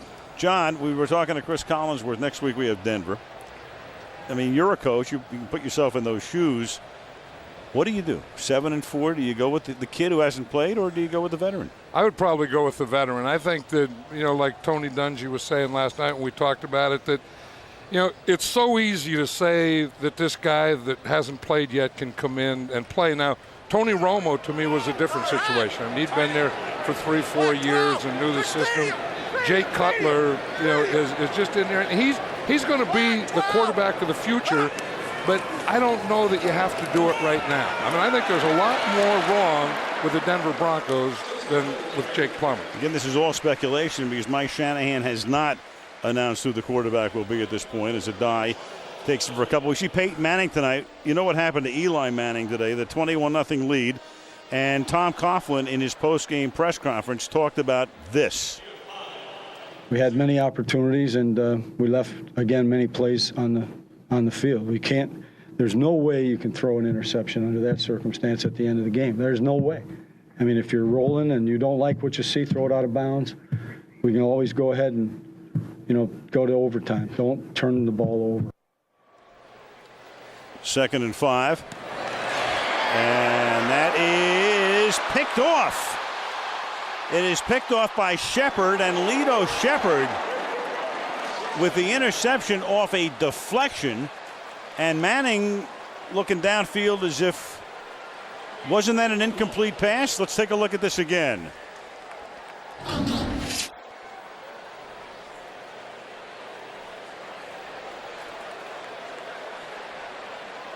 Well, you've got Marvin Harrison, and the ball is simply taken away by Lito Shepard. So Marvin, very sure-handed, fumbled last week, and then that is a complete pilfer job. Right, because Marvin Harrison wasn't down. There was anything. I mean, he was still up. There was nothing hit the ground. Lito Shepard just jumped in there and took the ball away from him. I mean, Willie Sutton never had a better heist than that. The ball is at the 27-yard line, 1st down. And that's a 2-yard gain as Dwight Freeney makes the tackle here on Brian Westbrook. So a little life left in the Philadelphia Eagles. Now, Marvin Harrison, you look at him and you say, well, Marvin Harrison is upset. He hasn't caught any passes. He just had the ball taken away from him. He's down here pouting. Marvin Harrison always sits by himself at the end of the bench and has that same look, whether he's caught no passes or 5 touchdown passes. That's his seat on the bench. Always is. That look is his look and is always the same. Sits down there with the kickers. You saw Smith and Vinatieri. 2nd down and 8. Play fake. Garcia throws over the middle, and that is caught by Buckhalter. Breaking tackles. He takes it to the 5. And all of a sudden, the Philadelphia Eagles on a 1st and goal and a chance to make it a 10-point game. And that's what Andy Reid thought that he could do against that Colts defense is if they want to play zone, he can use his backs right up the middle. Just use them right there and hit that behind the linebackers in front of the safeties. Now, if they were going to play man, he would split his backs out. This is Westbrook diving into the end zone. So all of a sudden, as you were ready to turn the light out, we have a game. Well, and that's the thing about the National Football League. I mean, that's a well-coached team will always stay in a game. I mean, they don't have a heck of a lot going, but they will always stay in the game. Watch a right guard here, Sean Andrews. He gets 1 there, boom, he gets 2 there, and then that lets Westbrook bounce to the outside. Sean Andrews is going to be a dominant offensive lineman in this league. I really believe that. The big kid, the self-proclaimed. Akers for the point after now. And the Philadelphia Eagles have fought their way back to within 10, 31-21, 10-13 left in the 4th. Jeff Garcia, 19-23 tonight, 140 yards, 2 touchdown passes. Westbrook has just run one in, and it's a 10-point game. And that's Jeff Garcia. I mean, he's going to get you the completions. He's not going to just get them in big chunks. Akers kicking off. Wilkins at the goal line. Ride him down at the 27-yard line. Indy will get the ball. Should see a little bit of Joseph Adai here tonight. The rookie with 127 rushing yards and 3 touchdowns.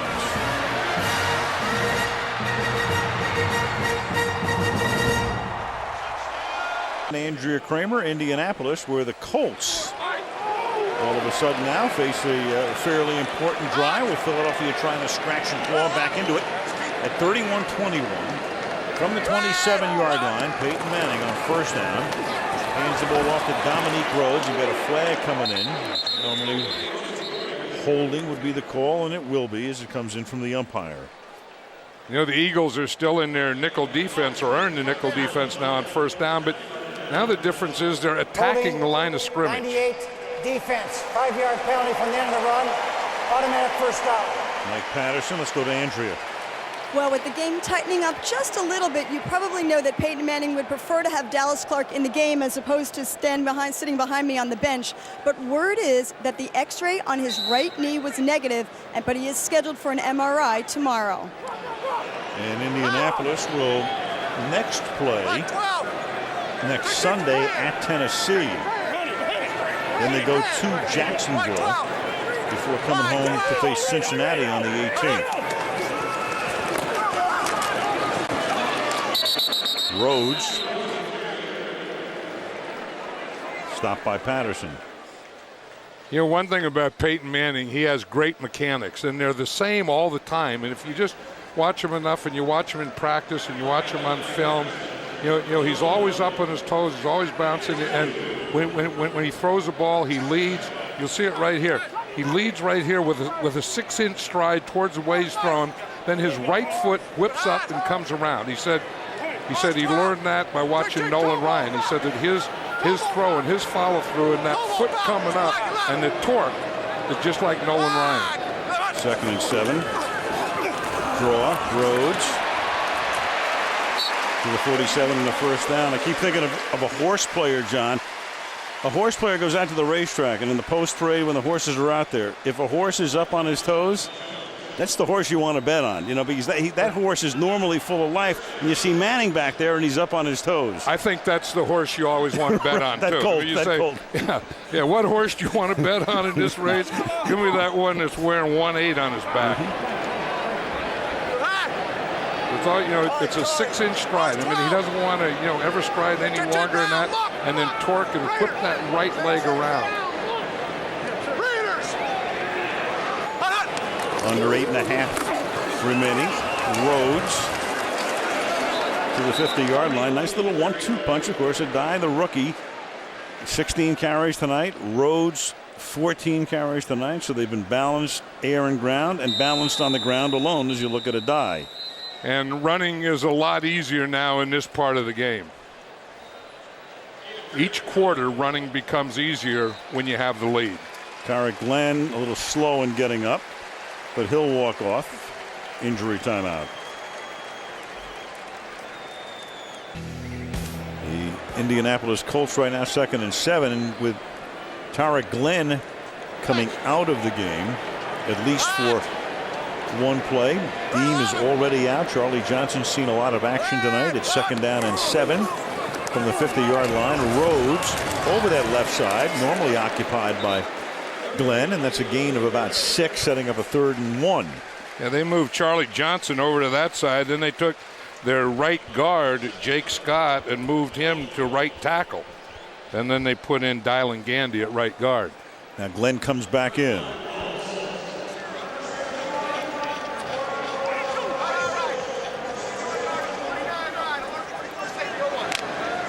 Third and 1 at the 44. Klecko is in the game. They use Joe's younger son as the fullback here in this set. They bring Adai back in here in short yardage, and they give it to the rookie. Gets a nice block from Klecko, and that's enough for a first down to the 41. Before that Philadelphia touchdown, we were talking about the Giants. We showed you that Tom Coughlin clip. And you look at the New York Giants, and Chris will bring you back in for a second. You think the headline writers in the tabloids in New York are having a little fun tonight? I mean, can you imagine what it's going to look like in the papers tomorrow there? Oh, it's going to be ugly. I mean, for Eli Manning, can it get any uglier than what it's going to be? I mean, he just threw an awful interception at the end of that game, but maybe Matthias Kiwanuka with a bigger headline. I don't know if you guys saw it or not, but with Vince Young, he just had him wrapped up, thought the ball was already thrown, and simply let him go on a 4th down play that basically cost the Giants a football game. And of course, when you look ahead, John, next week the Giants have Dallas. So I mean, that's what it's going to come down to. Yeah, and they're under such a microscope there. That anyone that tells the truth, when Tiki Barber says, we're running team, we have to run the ball. I agreed with Tiki. I mean, I said the same thing before. And with Tom Coughlin, I mean, there are certain things that you have to throw the ball away. You can't, I don't know what's so bad about that. It's just, a player telling the truth, a coach telling the truth. But do you want the player telling the truth to the media? I wouldn't care if it's the truth. 2nd down and 8. Because I think the coach probably said the same thing. A die. And then Manning will probably say the same thing. Well, he'd like to trade places with his brother, though. Yeah, well, Peyton is trying to avoid each Manning brother coughing up a 21-point lead because Eli's already done it today, and the Giants, of course. And in this game, it was a 21-point margin, which all of a sudden became 10. Yeah, and that's the one thing. You know, you say, what is the thing that can really bite this Colt offense? And I think the only thing, the one thing, and the only thing is turnovers. 3rd and 3 from inside the 35. A die. Well, this is clinical now. Manning running the clock down, using the clock, picking up first downs. You know, John, we've been around Peyton Manning a lot through the years, and it's one of those things where if you're around football and you know the guy, and I know a lot of coaches feel this way, the one thing I think anybody who knows him and has watched this game and understands what's going on here, I don't want his career to end with a yeah but. I mean, at some point, you don't want to see the yeah but here. Yeah, but he never won a Super Bowl. I don't think it's going to. I mean, I think that this can very well be, this year can very well be a Super Bowl year for the Colts. 29-yard line. A die. And he's to the 15-yard line. The AFC, the Colts right now are the #1 seed. They have the best record in the league. The Bears are now 9-2, and the Colts, with a win tonight, would go to 10-1. New England, Baltimore right now would be the 2nd seed, even though San Diego is also 9-2 because Baltimore beat San Diego head-to-head. And then the wild cards at the moment both come out of the West, Kansas City and Denver. Cincinnati, the Jets, and Jacksonville at 6 and 5 are on the bubble. And so as we head into December, a lot of mystery. So, Chris, what do you think in terms of the AFC right now? You know, you've got these three teams. You got Indy, you got San Diego, and Baltimore. Which is the best in your mind at the moment? Baltimore Ravens. And if you'd have seen the game today, you would have said the same thing. 9 sacks today against the Pittsburgh Steelers. Their defense is just overwhelming. And offensively, they do just enough. And since Brian Billick took over the play calling, 5-0, they keep it pretty simple. They're going to hand it off, play action off of that. But with that defense and the way they can just pound it at you, I think they're the best team right now. I don't think so. I would take this team right here, and I would take this offensive team against the Ravens defense. I mean, I think that they just have too many weapons. I might take San Diego. Eventually it's going to turn into a it is going to turn into a fist fight at some point. Yep. There's nothing wrong with a good fist fight, but you know that's the thing. It's who makes a move from Thanksgiving on. You know, I always said you position yourself to Thanksgiving and then you make the run from Thanksgiving on. Philly just took a timeout to try to conserve some of the clock, but it's not going to matter the way this running game is going right now with a die. That's what I like. You know, when I talk about the Colts, and it's not all Peyton Manning. I mean, the way Joseph Adai is developing this year, I think that's a big thing on them making a run because, you know, if he can keep doing this, I mean, this is a good offensive line, and they really protect Peyton, and they get credit for that, but it's also a good run-blocking line. You know, we were talking about Manning, and just to finish up on that, John, in terms of 9th year in the league, there is nobody, I've never met anybody more prepared, no athlete who prepares more than this guy does. He's amazing. He knows everything that's going on around him. He is relentless. And you know, the funny thing, and now we reached the point, John, where coaches want to listen to Manning talk to them. Yeah, and I always enjoy listening to Peyton Manning, and I always learn something from him. But you know, the thing we always talk about, Brett Favre as a quarterback being an Iron Man, and he is, but this guy is too. Yeah. You know, I mean, see these other quarterbacks that come and go and they get injured. It's not their fault when they get injured, but why doesn't this guy ever get injured? Yeah. Why doesn't Brett Favre ever get injured? Well, one reason is he takes a timeout as he prepares so well. You almost never catch him not knowing where the pressure is coming from. He's always is able to keep it out in front of him. Yeah, he always knows that, and that's when you really do get hurt as a quarterback, is when you get a hit that you don't see. You know, I mean, if you know it's coming, and if you can see it, you can do something about it. But it's that one that you don't see that really gets you. Chris, you've been around him. Your thoughts on Peyton? You know, I think the most remarkable thing about him is the way that they practice. I mean, when you go out and you watch the Colts practice, they run more plays before they get to calisthenics than most teams run during the entire practice. You know, he takes them off there, and as part of the way that they warm up, they go through all the no-huddle stuff, and he's going through all the signals, and you wonder why they're so much farther ahead than the defenses that they're facing. Well, they practice about twice as much, and mentally, he's smarter than most coaches I know out there, and he's on the field, and the other guys are trying to play catch up to him, and they're sitting on the sideline, and it's just almost impossible. 2nd and 2, and Adai will take it inside the 5 to make it 1st and goal. I mean, there's no question Tony Dungy feels it, and Tom Moore feels it. Anybody who works with they feel blessed to be able to coach a guy like this. Well, you know what he does was there at practice on Friday, and they let him run the practice. You know what he wants to do? He calls it his dog and pony show. And he calls the plays, and you know that he wants to run, the passes he wants to throw, all those types of things, and that's before practice. He said he has learned one thing, though. I remember when the defense used to go practice, he would always take like Marvin or something and go down and throw some. He doesn't do that anymore. And he said that he finally realized that every time he wanted to throw a corner pass, someone had to run it. He said he was just killing his wide receivers. So he has cut back on that a little. Hey, John, I was wondering if you bought into this whole thing about the 3-4 defense and it being the Achilles heel, if you will, for Peyton Manning. I mean, we saw it again last week with the Dallas Cowboys. We saw it with the San Diego Chargers last year. We saw it with the Pittsburgh Steelers. It just seems like that backside pressure, if there's anything that gets to them, it's the 3-4 and that backside pressure. Yeah, I do buy that into that, you know, if you have the right rushers, because that's what you have to do. You have to get them out of rhythm. You have to knock them down. And the 3-4 defenses have a better opportunity to get a free rusher on them than the 4-3. Can Adai get his 4th touchdown? He can.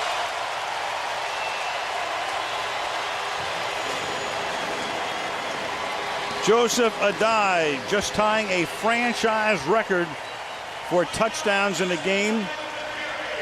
Lenny Moore, Lydell Mitchell, and Eric Dickerson. 3 Colts with 4 touchdowns, and there's your 4th. And for a guy who had 3 rushing touchdowns coming into the game, 4 tonight, and that will cement it. Right, and that is big, because you just can't come in here and say we have to rush Peyton and we have to, you know, cover Reggie Wayne and we have to cover Marvin Harrison. You better do a lot more. I mean, you better account for Joseph Adai, and you better account for, you know, I was talking about how the guys block, you know, what they do in this offensive line is not only a good pass protecting line, but a very good run blocking line and smart line. You know, I mean, Tariq Glenn starts, he sees that guy go outside, he just turns and just smothers the linebacker. Where old Mike McCoy had no idea where that came from. You talk about that moon, that crescent moon. Mike McCoy thought that crescent moon just covered him. Tariq Glenn was that crescent moon, right? I think that's where you put the man. Well, so Manning, after Philadelphia shows life, gets back in the game following the interception, the touchdown drive. Manning, as we say, the coolest guy in the room, not only leads them down the field, but takes 6.5 minutes off the clock along the way and makes Philadelphia use all of its timeouts. Case closed. You know, and again, you know, we go back to the no huddle, and Tom Moore gives them plays. He gives them 2 runs and 1 pass. So, in essence, he's really calling the plays out there, because Tom Moore will tell him, I'm going to give you 2 runs, 1 pass. If you don't like them, then call what you do like. And that's where the old dog and pony show and the, you know, practice and stuff that Chris was just talking about comes in.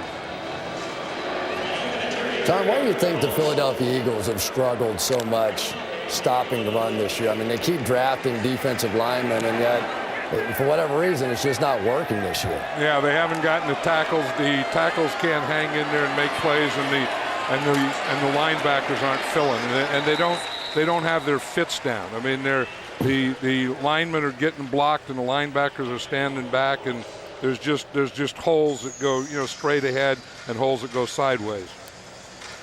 Addae with 171 rushing yards tonight, 37 yards in receptions. Chris, have a nice flight. We're letting you go. I just talked to Eversole. Thank you, guys. He said you're done at 11:11 Eastern. When the man says I'm done, I am done. See you later. Now you can take off that tie.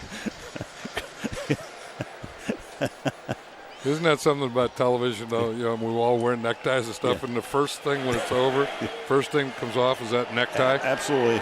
And then goes a sweatshirt. From the 20, Garcia gets hit as he throws, and it's a loose ball, and it's picked up by Kelvin Hayden, and for the moment, it's going to be a touchdown. Yeah, and Dwight Freeney should get credit for it. Kind of been quiet. They haven't been getting the pressure on Jeff Garcia, but Dwight Freeney got him that time. And you know what? They don't have a timeout, so they couldn't even challenge it if they wanted to. Because you have to have a timeout to be able to challenge. Now, is the arm coming forward is the question. Here's Freeney coming from his right side, and it was Mathis that hit his arm. I mean, those are the two defensive ends putting on the pressure. Mathis starting on the left side, Freeney starting on the right side. Freeney on a spinner there. He goes right inside of William Thomas, and he hits him, but it was Robert Mathis who hit him first. I think the ruling on the field would have been upheld because... Timeout, Indianapolis. That's the team's second charge timeout. Indy takes a timeout. It would have been upheld because the arm was coming forward, but it was after the ball was already out. The ball is knocked loose. Yeah, the ball's out there. Then he has it again, right? And then he's just kind of punching at it. That doesn't count. The ball was out, and then as he was following through, he hit the ball. Right. So that was the empty hand rule, slapping the ball after an empty hand. Is that what you're telling me? That would be the empty hand slapping the right. Yeah, the ball. After it became an empty hand. I'm buying into it, but it points up an interesting thing in a tight game. You have to have a timeout left to challenge. Right, and it's in this period here. See, when there's 3 minutes 25 seconds, because we know in the last 2 minutes, then the upstairs does the reverts. Right. You get two challenges. They already lost one, but they still had one left, but no timeouts. The Eagle family this week, of course, is mourning the loss of Andre Waters, dying of a self-inflicted wound in Florida this week, and he was about as tough as they came. Strong safety for the Philadelphia Eagles, very popular man in Philadelphia, not particularly popular around the rest of the NFL because he played so rough and tough, but he certainly left a mark with the Eagles, and they are mourning his passing this week. Right, Andre Waters was always one of my favorite players. I mean, he's one of those guys that if he's on your side, he's a tough guy. If he's, on the other side, he's a dirty guy. But I always thought, as tough as he was on the field, he was as calm and as gentle off the field. Yep. And, I just saw him just a year ago. They had a thing in Philadelphia for Reggie White, honoring the late Reggie White, and Andre was there. And it was just about a year ago at this time. And, he seemed like, he was pretty happy with everything. And when this happened, I was shocked, as all his teammates were and all Philadelphia were. He'd gotten into coaching. You saw A.J. Feely loosening up on the Philadelphia sideline. Mahe. And they bring it back out to the 15-yard line. Darrell Reed makes the tackle. We go back to the Rockies next Sunday night when the Seattle Seahawks, and they'll get Matt Hasselbeck back. Sean Alexander's already back. They play Green Bay tomorrow night, and they'll go into Denver to face the Broncos at a very critical juncture for the Denver Broncos. And you think the Bronco quarterback will be Jay Cutler, huh? From everything I am hearing, I think it'll be Jay Cutler. Yeah. And again, we don't know officially the speculation is it will be Jay Cutler. And then how Jay Cutler plays, if he does start, we're all going to find out at the same time when we watch it. Right, Westbrook with Feely in the game. I just think, if you make that move, among the things Mike Shanahan has to think about in making that move too is you make that move, you don't go back. I mean, if Cutler has a terrible game, you don't tell Plummer the next week, hey, you're my quarterback again. Well, at least he has 10 days. I mean, they had the Thanksgiving and then, that time to get him ready, because I watched him practice just last week and he didn't get any reps with the offense. I mean, he ran the scout team and he looked pretty good. He has a live arm. I'll tell you that. I mean, when that ball comes out of there, it has mustard on it. And he was a sensation in preseason. And this is action from the Broncos preseason, which of course doesn't bear very much semblance to the regular season, but at least it gives you an idea of the type of thing you might get from a player. That's the way offensive linemen talk to each other right there, Al, when the defense is on the field. They don't even watch. 3rd and 3. And that's Thomas Capay taken down in the open field by Kelvin Hayden. Peyton Manning was saying the other day that he's learned not to watch the defense anymore. He said, because he has a high motor, and he was always up there, and it'd be 3rd down, and he would basically, come on, stop him, let's get the ball and all that stuff, like a cheerleader. And then when they didn't, he'd have to go sit down again. He said now he just sits like we just saw him there until someone says, okay, offense up. Then he gets up, doesn't even watch the defense. 4th and 2, they try to convert and do. Basket makes the catch, and we'll go down to the 2-minute warning with Feely, who was an Eagle, was the 3rd-string quarterback in 2002, and McNabb got hurt. Then Coy Detmer got hurt, and he led him to a 4-1 mark, but got traded to Miami, got traded to San Diego, and winds up back in Philadelphia. 2 minutes to go as the Colts are 120 seconds away from going to 10-1.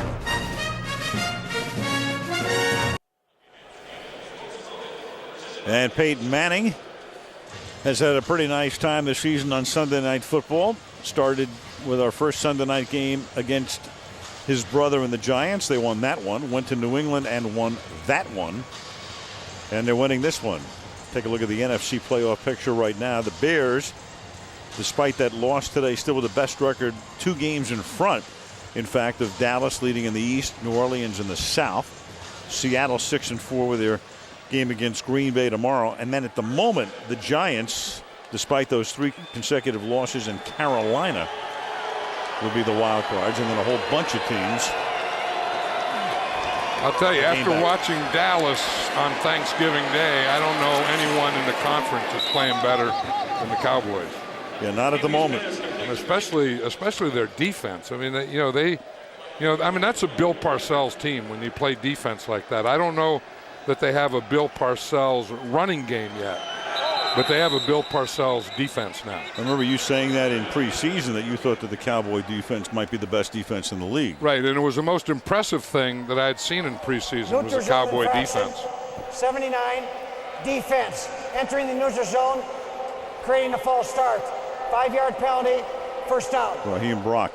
And the thing, it was lost in translation because all they were talking about was Terrell Owens and what he was doing and riding the bike and all that stuff. And I said, quietly, this team has built a heck of a defense. Feely. Well, we talked about it in that Carolina game, a Sunday night game at the end of October. And remember we were mentioning that you don't want to overstate things, but if there was a season-saving game, that was it, because Dallas was down 14-0. Romo's making the start. They win the game, and off they go. Yeah, and they put him in, and he just lifted everything. I mean, he lifted the offense, the defense, the coaching staff, cheerleaders, the owner, PR guy, everything. We got whistles blowing all over. Well, you had Mathis. The play was over. Cato June involved